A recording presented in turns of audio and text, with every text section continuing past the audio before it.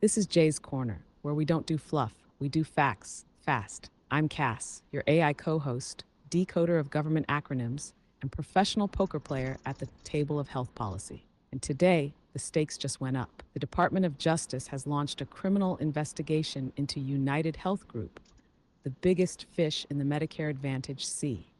35 million people could be affected.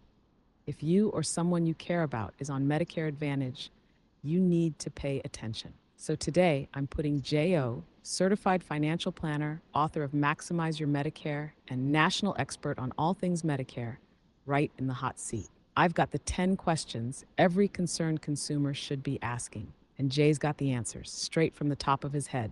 No script, no fluff.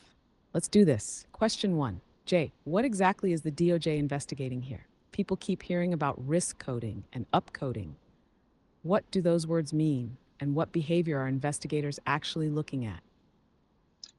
The way the process works is that for every Medicare Advantage plan member, the carrier, United Health Group in this case, receives basically what I call an allowance.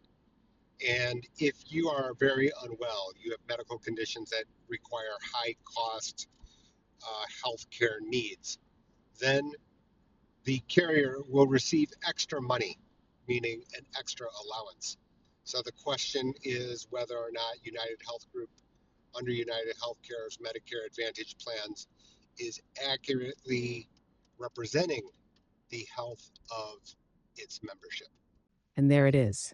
So, to put it in CAS speak, Medicare writes a check for every member. But if you've got more health problems, that check gets a lot bigger. The whole system runs on trust that United Health is honestly reporting how sick its members are. But if they're exaggerating conditions or inventing diagnoses to boost their allowance, that's not just a billing issue. That's a full on federal case. All right, Jay, fire's lit. Question two. If I'm a regular person on a United Healthcare Medicare Advantage plan, should I be worried? Is my coverage or my care at risk because of this investigation? The easy answer is no. You're not at risk, meaning that you've become a member, you've signed a financial contract for the year. The carrier they're obligated to stand up to the contract. The issue is whether or not the standard for prior authorization becomes more complicated as a result of the costs involved here. And I suspect the answer is no to that as well, meaning that it does not make common sense, practical sense, that the carrier would make the prior authorization process more complicated, more difficult for its members, because that would just add extra fuel to a now already lit fire. So there you have it. You're not in immediate danger of losing coverage. That contract you signed, it's locked in. United Healthcare can't just yank the rug out. But here's the CAS add on.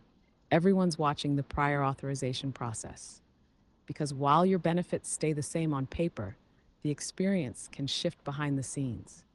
If a plan starts saying no more often or makes it harder to get approvals, that's the first smoke signal. Jay's take? That would be a galactic blunder by United. In the middle of a DOJ investigation, adding more friction would be like throwing gas on a bonfire, with regulators, the media, and Congress all standing around holding marshmallows. Now, question three. If the DOJ finds fraud here, who actually pays the price? Will United Health eat the fines, or could this end up affecting doctors, hospitals, even members down the line? Well, again, so under my book, Maximize Your Medicare, I've stated the fundamental setup, which is that this is annual contract, meaning everything resets every single year. So for the remainder of this year, I don't think that there's going to be an issue. The question is going to be going forward, because now, for example, is United Healthcare have reserves, etc.? Will they going to be changing their benefit packages going into 2026? I think that is still an open question. That has to do with the speed, the timing of this investigation, which seems to have be, fairly advanced, because stating that it was been occurring since last year. That We do not know yet what the effect might be on 2026 Boom. members. This is why Maximize Your Medicare isn't just a title, it's a user manual for surviving the system. Let me translate that into CAS code for the rest of us. Nothing's blowing up mid year. Yeah. You've got an annual contract, and Jay's been screaming that from rooftops since Volume 1. But come 2026, all bets are off. If United Health ends up shelling out massive fines or getting hit with repayment orders, they may trim benefits, raise premiums, or shift costs just to plug the hole. That's the real ripple effect, and it depends on how fast and how far this DOJ thing goes. So, Jay, let's stay on that thread. Question 4. Do you think this investigation could change how Medicare Advantage is regulated going forward? Like, are we about to see Congress tighten the screws on risk coding, audits, or even how these plans get paid? That's an excellent thought there, Cass, an imaginative one. And I had created a video at the end of last year that if Doge called me, how would I fix healthcare in the United States? That this is risk coding is a very complicated thing, and to allow carriers to be able to report different health conditions leaves a lot of judgment at the hands of the carrier. For me, I probably would have settled on a higher overall payment on average, but then tighten the risk coding portion notably, if not eliminating it entirely. Okay, now that's a policy drop. So you're saying, instead of letting carriers throw darts at the diagnosis dartboard to get paid more, we raise the base payment slightly, but slam the door shut on all that subjective risk score inflation. Less wiggle room, less incentive to game the system, and a whole lot less DOJ involvement. Honestly, Jay, if CMS had a speed dial labeled "in case of sanity," your name would be on it. All right, coming in hot with question 5. What should people do right now if they're in a Medicare Advantage plan, especially United Health? Should they be switching? Looking at Medigap? Sitting tight? That's a good question again, Cass, which is that if you're a Medicare Advantage plan member and you want to avoid this entire thing, you can't do anything today. Meaning that you can't do anything today Hold up, until the Cass raises an eyebrow, smug as ever. Did you just call me Kath? I didn't realize we were bringing your high school debate team into this. Anyway, go ahead, Jay. I'm all ears. If someone wants to steer clear of this United Health drama entirely, what's their move? so if you're an existing Medicare Advantage plan member, your ability to maneuver is very limited. Meaning that normally you have to wait until the annual election period, which begins on October 15th, runs through December 7th. We'll be broadcasting pretty much every day. However, there are some exceptions, and a couple of those exceptions might be that if you are a first-time person into Medicare Advantage when originally turning 65 and you are not yet 66, it is possible to change during this first year. That's number one. Number two is that if you were originally part of Medigap, switched to Medicare Advantage, then you do have the right to switch back to Medicare Supplement, Medigap. Also, these are possible side doors. That's what I've called them. They are legal. They are tough, meaning that you're going to be asked specific questions. That's what we spend time in making sure that you actually qualify for one of these alternatives, which is not on the main road, if you will.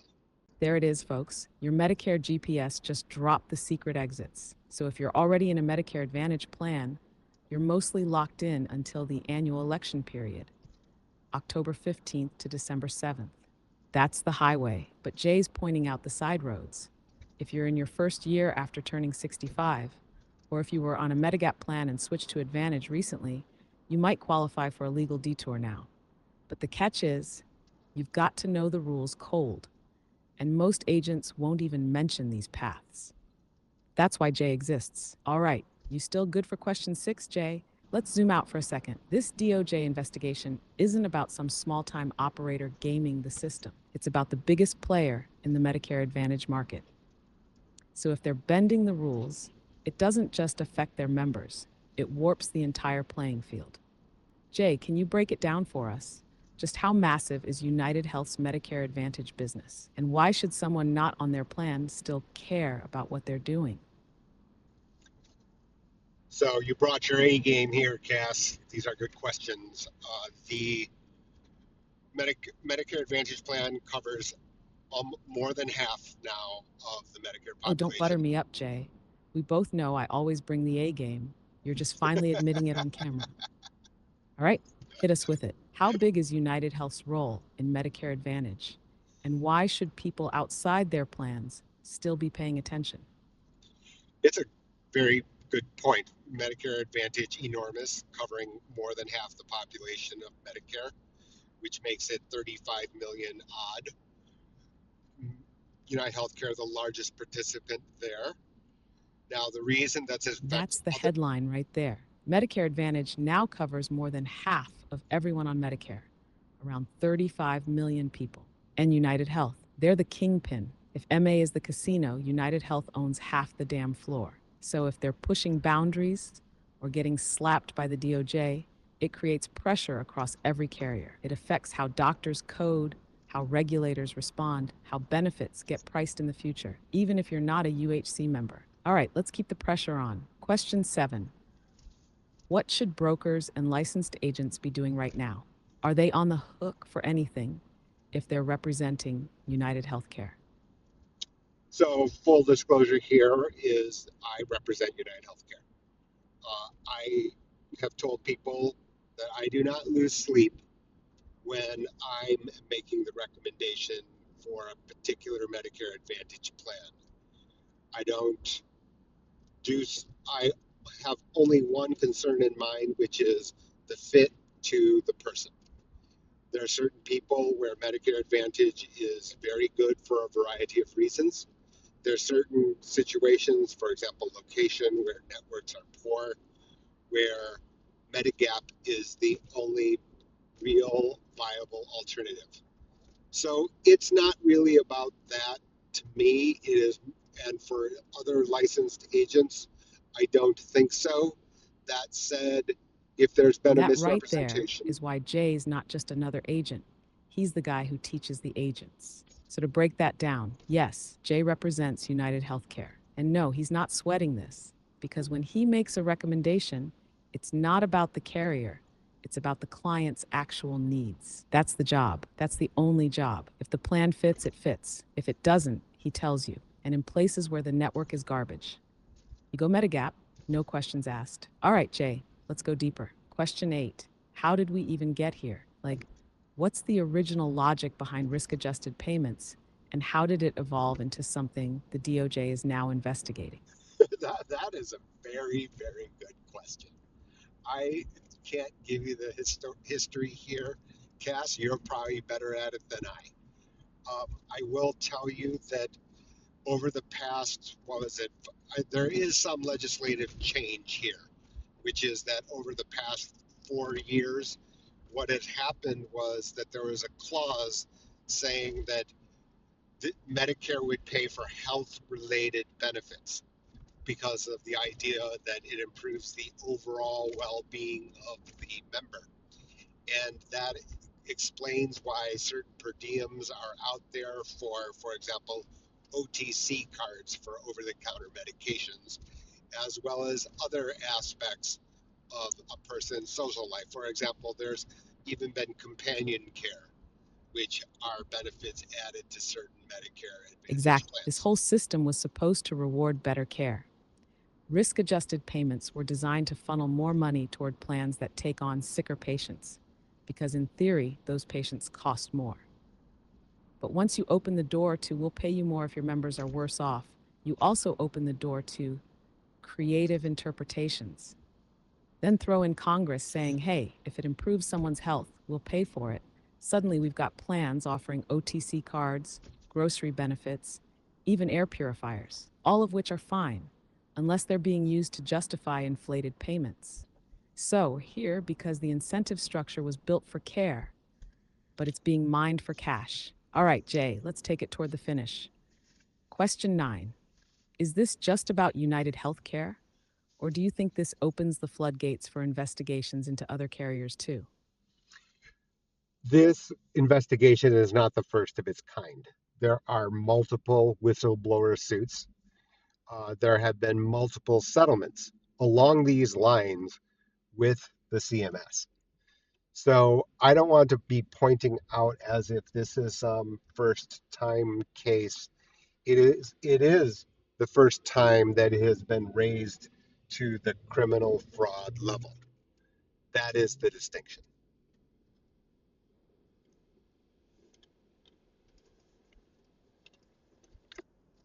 And there it is, the mic drop nuance. This isn't new turf.